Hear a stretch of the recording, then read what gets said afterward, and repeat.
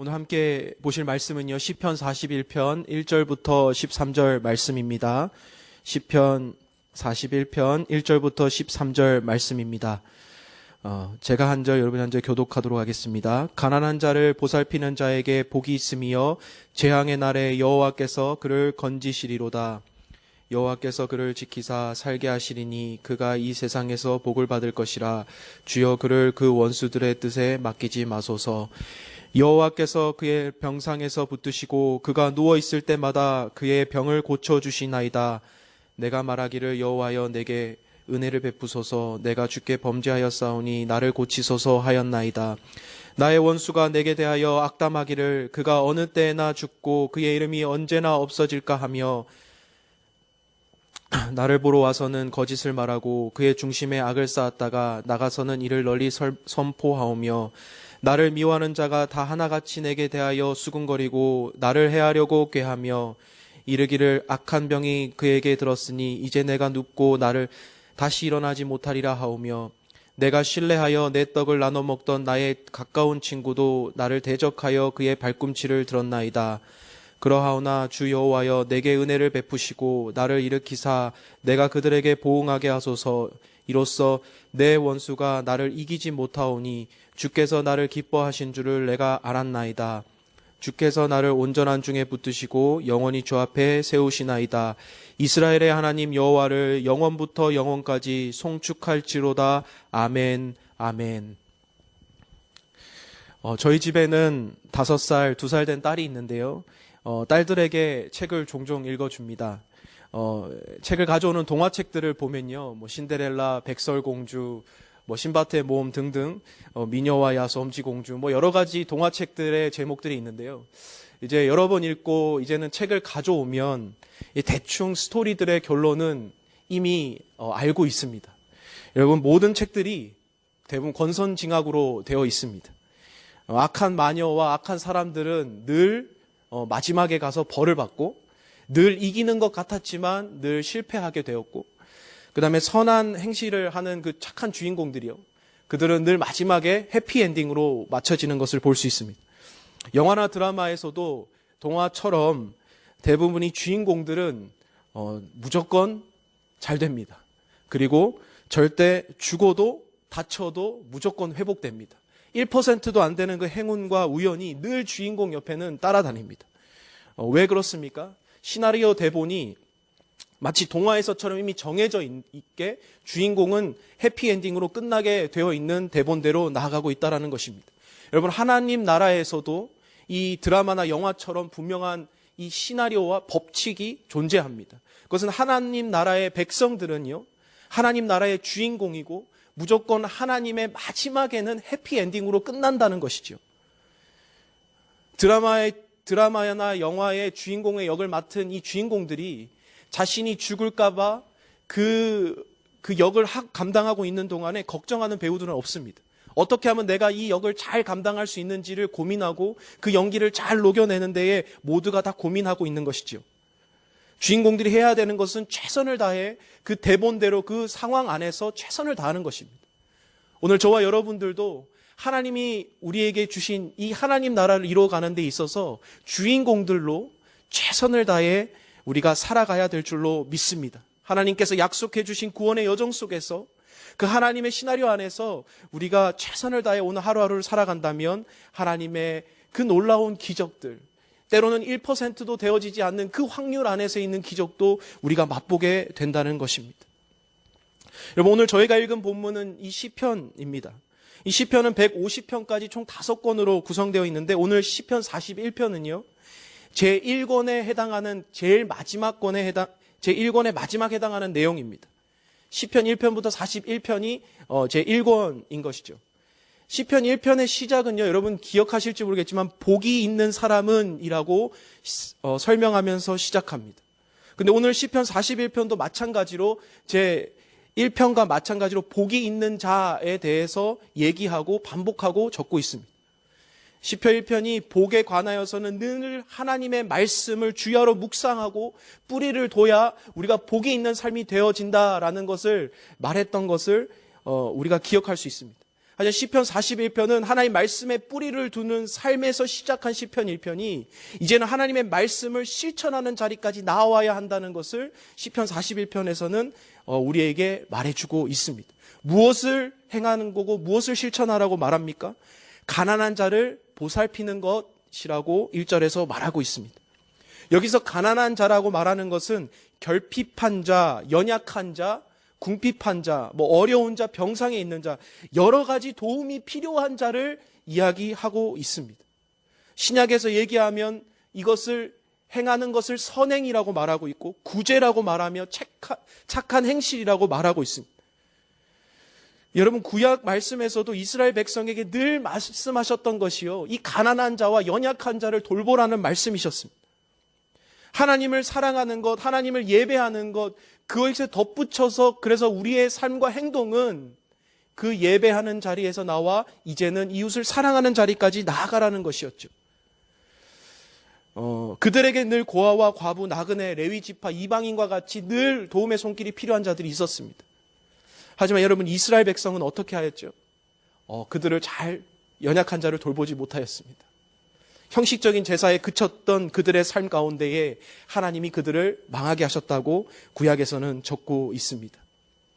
제사는 있었지만 삶의 현장에 있어서의 말씀의 실천은 부재했던 상황이었다는 것이죠.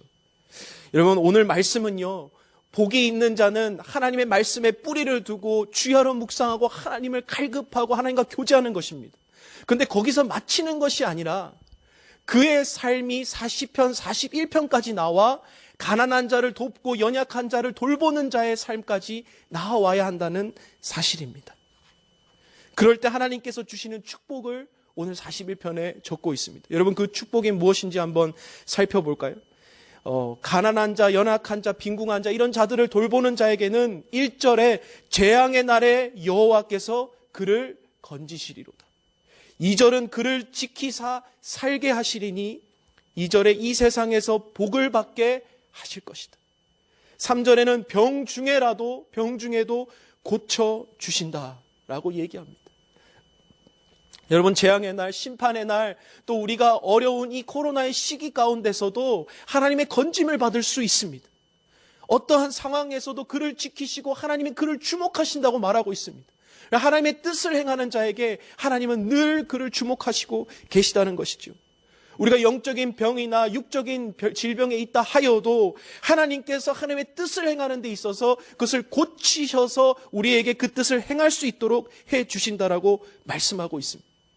우리는 늘 절박한 기도 제목과 나의 육신의 질병과 나의 연약함 속에서 하나님 앞에 도움은 절박하게 구하지만 하나님이 절박하게 원하는 것은 우리가 찾고 구하지 않는다는 것에 우린 주목해야 할 것입니다. 우리 what to do, 하나님이 무엇을 우리에게 원하시는지 우린 주목해야 합니다. 하나님은 늘 우리에게 이렇게 말합니다. 너가 할 것은 너가 해라. 하나님이 해야 할 것은 하나님이 하시겠다라는 것이죠. 이 전쟁은 하나님께 속한 것이고 우리에게 속하여 있는 전쟁과 우리에게 주어진 하나님의 사명은 우리가 감당해야 하는 것입니다. 그것이 성경에서 말하는 너의 무거운 짐을 하나님께서 짊어지시고 하나님의 가벼운 그 짐을 우리가 짊어진다는 것입니다. 우리의 주변의 가난한 자와 연약한 자와 우리의 돌봄이 필요한 자를 하나님께서 돌보라는 것입니다. 여러분, 이것이 하나님을 진짜 믿는 믿음의 삶 아닙니까? 행함이 있는 삶이 여기서 말하고 있는 이 삶이 아닐까요? 우리 주변에는 가난과 질병으로 오늘도 실패와 절망으로 무기력해져 가고 있는 성도뿐 아니라 수많은 사람들과 영혼들이 있습니다. 여러분, 누가 그들에게 향하여 갑니까? 누가 나를 위하여 그들에게 갈 거라고 말씀하셨을 때에 복음을 듣지 못하고 훈련을 받지 못하고 아직까지 절망하고 있는 그들에게 오늘 이 말씀을 듣고 있는 저와 여러분들이 찾아가야 할 줄로 믿습니다. 오늘 우리 주변에 많은 사람들을 돌아보셔서 어려움과 궁핍함이 없는지를 돌아보는 귀한 은혜의 시간이 되시기를 간절히 축복합니다. 여러분, 그렇게 가난한 자, 연약한 자, 도움이 필요한 자를 돌아보는 데에 우리가 기억할 것이 오늘 말씀에서 두 가지 말해주고 있다는 것을 여러분 기억하셔야 합니다. 첫 번째로요, 이렇게 하나님의 뜻을 행하는, 선을 행하는 데 있어서 반드시 우리가 선행되어야 할 것이 무엇이냐면 선을 행할 능력을 갖추는 것입니다. 우리의 선은 반드시 하나님께로 공급받아서 주변으로 향하여야 합니다. 내 안에 있는 것으로 사람을 섬길 수가 없습니다. 여러분, 어떻게 선을 행할 능력을 갖춥니까? 4절을 한번 보십시오. 내가 말하기를 여호와여 내게 은혜를 베푸소서, 내가 주께 범죄하여 싸우니 나를 고치소서 하였나이다. 여러분, 10절도 한번 보면요, 그러하오나 주 여호와여 내게 은혜를 베푸시고 나를 일으키사 내가 그들에게 보응하게 하소서 이로써. 이렇게 적고 있죠. 반복되는 것이 무엇입니까? 내게 은혜를 베푸소서. 내게 은혜를 베푸소서. 우리에게 선을 행할 능력이 있습니까? 가난한 자를 돌볼 능력이 있습니까? 아니요. 오늘 하루조차도 살아낼 능력이 우리에게는 없습니다. 죄를 짓지 않고 살아갈 능력도 없습니다. 내 안에서 선한 것이 없습니다. 하지만 다윗은 어떻게 고백합니까? 주 여호와여 내게 은혜를 베푸소서. 다윗은 병상에 있는 상황이고 어려운 상황이고 힘든 상황 속에서도 이러한 상황에 아무 능력이 없는 상황을 고백하며 하나님 은혜를 베풀어 달라고 간구합니다. 여러분, 시편 41편에 나오기 위해서는 반드시 시편 1편이 필요합니다. 시편 41편만 있어야 되는 것이 아니라 시편 1편 하나님 앞에 뿌리를 두고 주야로 묵상하는 그 삶이 전제되어야 되는 것이죠. 하나님의 은혜가 나에게 공급되어지는 삶이 필요하다라는 것입니다. 그래서 고린도후서 9장 8절에는요. 하나님이 능히 모든 은혜를 너희에게 넘치게 하시나니 이는 너희로 모든 일을 항상 모든 것이 넉넉하여 모든 착한 일을 넘치게 하게 하려 함이니라. 우리에게 착한 일을 넘치게 할 수 있는 것은 하나님이 먼저 능히 모든 은혜를 우리에게 넘치게 하시기 때문에 가능하다라는 것입니다. 여러분, 우리 가운데 선행의 마음이 일어나지 않거나 하나가 되는 일에 힘쓰지 못하고 때로는 공동체를 위하지 못할 때, 여러분 자괴감에 빠질 때, 어떨 때 이러면 왜 안 되는지를 여러분 아십니까? 그것은 우리에게 은혜가 없어서 그렇습니다. 내가 먼저 하나님 앞에 은혜를 받지 못하고 내가 내 하나님 앞에서 감동을 받지 못하여서 여러분 우리의 삶 가운데 그렇게 마음이 메말라지는 것이죠. 여러분, 느헤미야가요, 바벨론에서 술 맡은 고위 관원으로 호의호식할 수 있었지만 자신의 주변에 있는 백성들이 신음하고 탄식하는 그 소리를 듣고 자신의 생명을 걸고 관직을 걸고서 왕 앞에 나아가서 그들을 구원해낼 수 있었던 이유는 무엇입니까? 그는 느헤미야서 1장에 기도하고 간구하였다는 거예요. 하나님의 은혜를 먼저 구했다라는 거예요. 그냥 불쌍히 여기고 감정적으로 그들에게 도움을 동양하듯이 준 것이 아닙니다. 그는 하나님께 은혜를 구하고 내가 무엇을 할 수 있는지를 하나님 앞에 철저히 구했다는 것이죠. 우리의 눈에는 불가능해 보였던 그것이 느헤미야가 하나님의 은혜를 구하였더니 1%도 안 되는 그런 불가능한 확률들이 하나님 은혜 안에서 기적들이 이루어지는 것입니다. 여러분, 우리가 교회 와서 예배하는 이유가 무엇입니까? 한 주를 살아낼 그 능력이 없는 우리들이 하나님 앞에 마땅히 영광 돌리는 영광을 돌리고 우리가 그 하나님 앞에 영광을 돌리면서 우리에게 공급받는 은혜와 그 능력을 공급받는 것이죠. 하루를 살아갈 수 없는 우리들, 한 주간을 살아가면서 늘 하나님과 멀어져 버리는 우리들이 그 예배의 자리에 나와 다시 회복하는 겁니다. 다시금 우리가 그 능력을 공급받는 거예요. 그럴 때에 오늘도 세상살이 지쳐서 두려워하고 염려하고 좌절하고 있는 우리들이 다시 한번 하나님 말씀과 기도로 회복할 수 있다는 것입니다.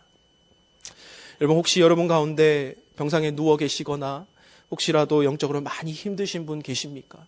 아니면 너무 지쳐서 포기하고 좌절하고 계신 분이 계십니까? 오늘 우리에게 은혜를 넘치게 하시겠다고 하신 약속의 말씀을 붙잡고 하나님 앞에 기도의 자리로 나아가시기를 간절히 바랍니다. 은혜를 구하십시오. 오늘 하나님께 그 은혜를 공급받고 구하는 시간이 되셔서 다시 한번 우리의 삶의 회복이 일어나시기를 간절히 축복합니다. 두 번째로 우리가 기억해야 할 것은요, 선을 행함에 있어서 반드시 고난이 있다라는 것입니다. 여러분, 하나님 뜻대로 행하는 삶에서, 그 선을 행하는 삶에서는 반드시 고난이 찾아옵니다. 바울도 젊은 일꾼 디모데에게 이렇게 말합니다. 경건하게 살고자 하는 자는 박해가 있을 거라고. 여러분, 우리에게 있어서 하나님이 기뻐하시는 선행을 할 때 늘 세상에 그 부딪힘이 있다라는 것입니다. 오늘 본문에서 다윗은 말씀대로 가난한 자를 돌봤다고 적고 있습니다. 은혜를 구하는 삶이었다고 말하고 있습니다. 하지만 그의 삶에는 엄청 힘든 고난이 찾아왔다고 지금 말하고 있는 것입니다. 4절부터 9절까지 어떠한 경험이 있는지 한번 살펴볼까요? 여러분 5절에 보면요, 나의 원수가 내게 대하여 악담하였다고 적고 있습니다. 언제 죽고 그의 이름이 없어질까 끊어질까 기다리고 있다라는 것이죠.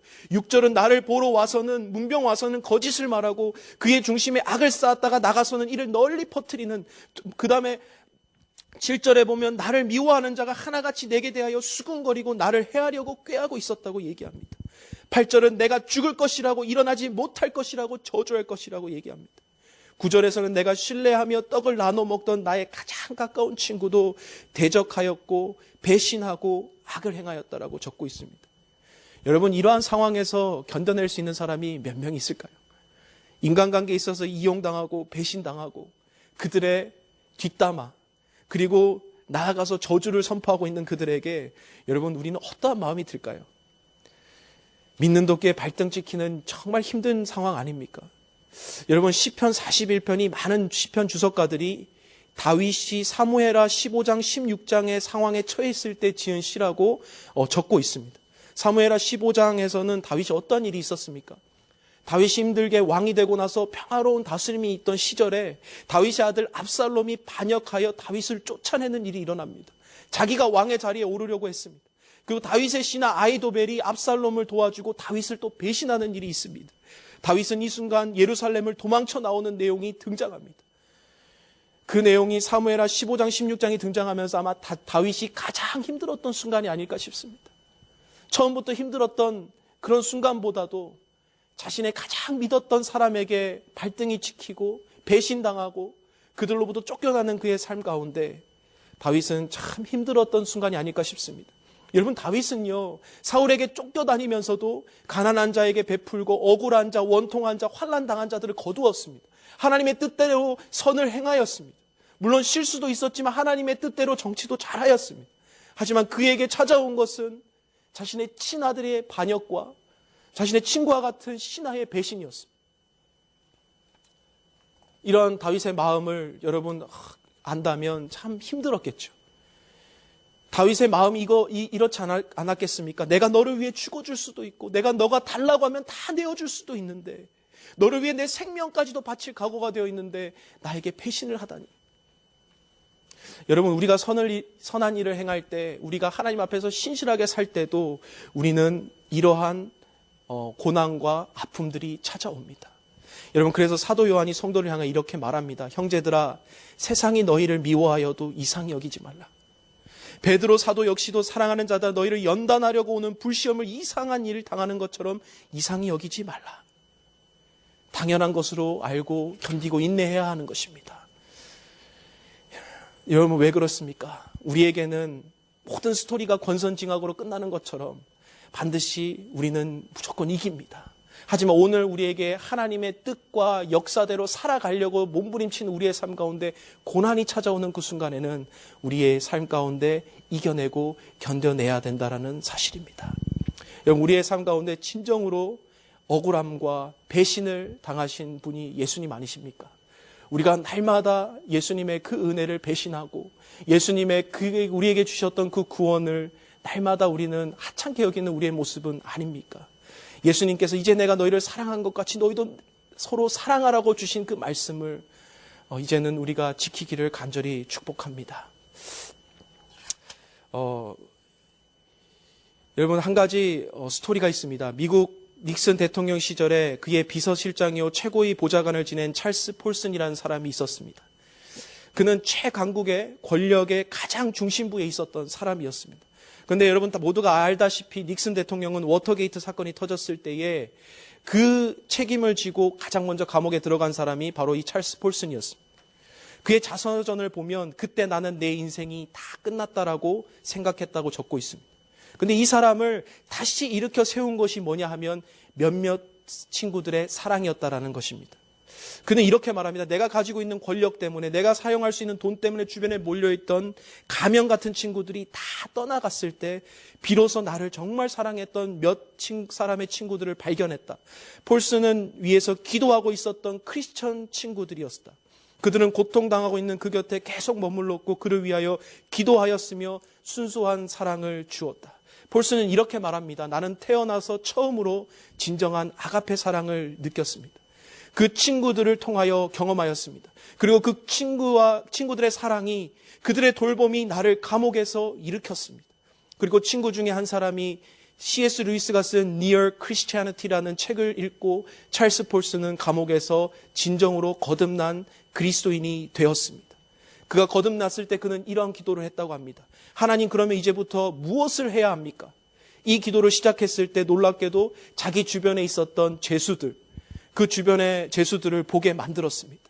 그들을 보았을 때 그는 자기와 똑같은 인생으로 비참한 연민과 비참한 동정을 받아 마땅한 그들의 고통당하는 그들의 모습을 보게 되었다는 것이죠. 그리고 그는 이렇게 말하기 시작했습니다. 주께서 원하신다면 제가 저들을 사랑하겠습니다. 제가 저들을 돌보겠습니다. 그리고 자신의 감옥 속에 있는 죄수를 위하여 남은 여생을 바치겠다고 다짐하였습니다. 그래서 시작한 것이 Prison Fellowship이라는 그 선교회였습니다. 교도소 선교회였고 미국 전체에서 커다란 영향력을 끼치기 시작했는데요. 이 폴스는요, 미국에서 존경받는 사람 10사람, 20사람 명단이 계속 발표되면 될수록 그의 이름은 늘 포함되어 있었습니다. 종교 노벨상이라고 불리는 템플턴 상을 수상하고 미국에서 가장 존경받는 사람 중에 한 사람으로 그는 인생을 살다가 하나님 품에 갔습니다. 그의 인생이 끝났다고 생각했을 때 그의 친구들의 사랑으로 그는 하나님께로 나아왔고 하나님의 은혜를 경험했고 자신과 같이 인생을 포기한 사람들을 향하여 나아갔습니다. 그때에 그는 새로운 인생을 살게 되었다라는 것입니다. 사랑하는 성도님, 오늘 이 말씀을 마치면서 팬데믹을 지나는 동안 많은 어려움들이 있습니다. 그럴 때에 오늘 우리에게 주신 하나님의 사명이 무엇인지, 하나님께서 우리에게 무엇을 원하시는지 한번 기도하며 우리에게 나아가시기를 간절히 축복합니다. 어쩌면 팬데믹을 지나는 동안 큰 어려움 없이 지나가고 있다라면 하나님께서 다른 사람을 도와줄 수 있는 특별한 기회를 주신 것이 아닐까 한번 고민해 보시기를 바랍니다. 오늘부터 1일 1선, 한 가지의 선을 실천해 보는 것은 어떻습니까? 말씀의 지식을 발견하는 것, 그 10가지의 지식을 발견하는 것보다 더 귀한 것이 있다면 바로 한 가지의 말씀을 실천하고 그 하나님 앞에서 고통당하는 사람들을 도와주는 것이겠죠. 오늘 이 말씀이 여러분의 삶 가운데 큰 은혜가 되기를 바라며 이 기적을 여러분의 삶 가운데서도 누리는 여러분의 삶 되시기를 간절히 축복합니다. 함께 기도하겠습니다. 여러분 함께 기도 제목을 보시면서 한 해 마무리하며 연약한 자를 돌보는 귀한 성도들이 되어 어려운 시기 고난과 역경을 돌파하는 힘을 얻게 하여 주옵소서.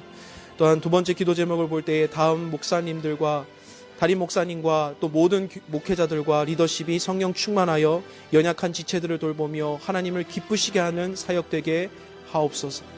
또 안정근 정미한 선교사님께서 우간다에서 골든베리 스쿨 사역을 할 때에 모든 동역자들이 건강과 안전을 지켜주시고 하시는 일들이 주님께 영광이 되어지게 하옵소서. 이 기도 제목뿐 아니라 여러분의 삶의 기도 제목과 여러분의 하실 모든 사역들을 위하여 함께 기도하시면서 주님 앞에 나아가신 여러분 되시기를 간절히 축복합니다. 사랑과 은혜가 풍성하신 하나님 참 감사합니다.